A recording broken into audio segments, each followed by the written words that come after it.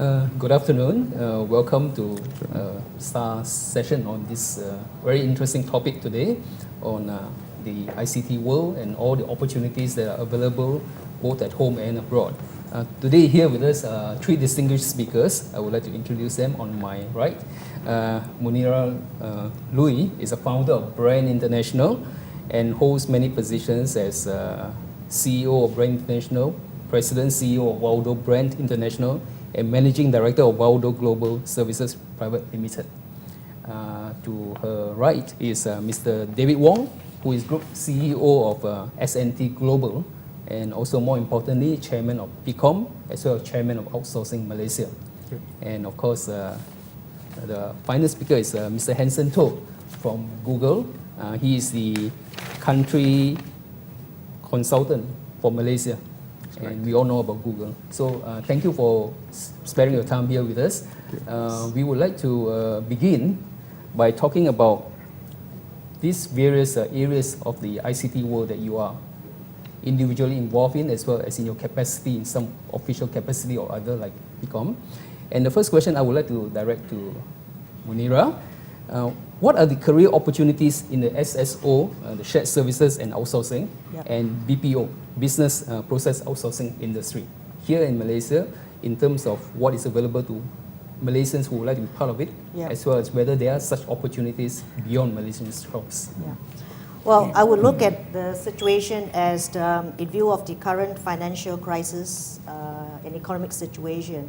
A lot of organizations were essentially looking at ways of how to manage their cost to serve, to reduce their cost of transactions. So you're beginning to see a lot of corporate American companies, companies from UK, in Europe, are obviously trying to look at ways of how they can channel the transactional costs to reduce it through looking at outsourcing opportunities, primarily in the Asian regions. And obviously for Malaysia, it stands as a very attractive market for companies like corporate America as well as in Europe to transfer or to offshore their services to us.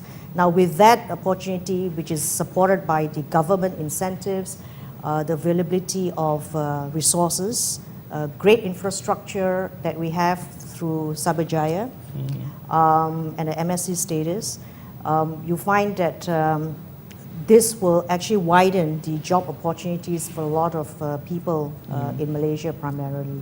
Okay, but what would you say is Malaysia's prime attractiveness in this area?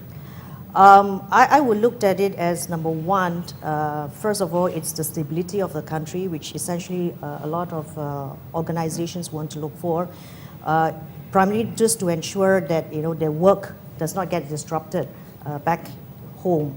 The next key thing, of course, is the cost, and the cost can equate very much to having incentives. And I think the government in Malaysia has done a very good job in creating fantastic incentives to be able to attract overseas players to actually set up their operations in Malaysia. By doing this, obviously then it reduced the cost of setup, and this can be then translated back to the client essentially. Mr. David Wong, would you agree that our cyber workers, as it were, I mean, no doubt we have all these incentives and all that stuff, but if the Americans or any company from overseas were to relocate here, what do they look for in our workforce, and whether we are adequately equipped in that sense, because we do have a lot of issues with regard language skills and other kind of skills? Like what you say, the issues will still be there, but at the rate that it's going, I guess we have been doing fairly well in addressing some of these issues. For example, one of the key offering that we have is our talent.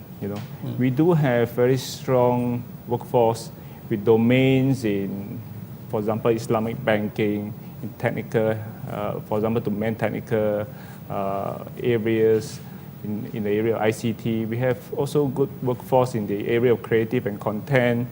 So these are brains that we can tap on. And of course, the other key advantage that we have is the diverse culture that we have. And with that, we have very strong ability especially to serve the regional market.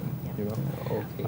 and that is what, in fact, most of the outsourcing activities here have been concentrated. Yeah. Okay. Perhaps Hanson would like to share. I mean, Google is not quite here yet, right? And but Google has quite an interesting workforce structure. People from all over the world love to go and work at Google. So, what sort of rationale would they have to be based here, for instance? Right. Well, first of all, Eugene, thanks for having me here, also in my personal capacity. I think, yeah, Google's a very interesting company. It certainly has been for me. The internet is a very, very interesting environment in the sense that, you know, if you wanted to offer a service locally to Malaysians or to any other company, you don't necessarily physically need to be there, right? You could have, you know, product development based out of Finland. You could have, you know, sort of, you know, the sort of the marketing strategy people based somewhere else. You could have, you know, servers located in, you know, X number of countries. So that there is always a rationale, you know, to be locally based.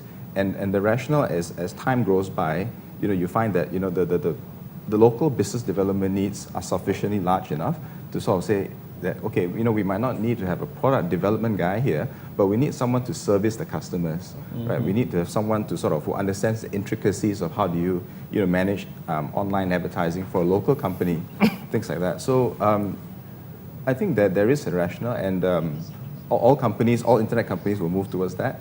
But for internet companies, it's not like a normal company in that sense, you know, because it's very virtual. Okay. So, yeah. All right. So I think we are quite agreed that there is both opportunities for our workforce to be based here, as well as to be eventually tapped to go anywhere in the world. Yes. Okay. We'll take a short break here, and we'll be right back after this. Okay. Thank you. Good.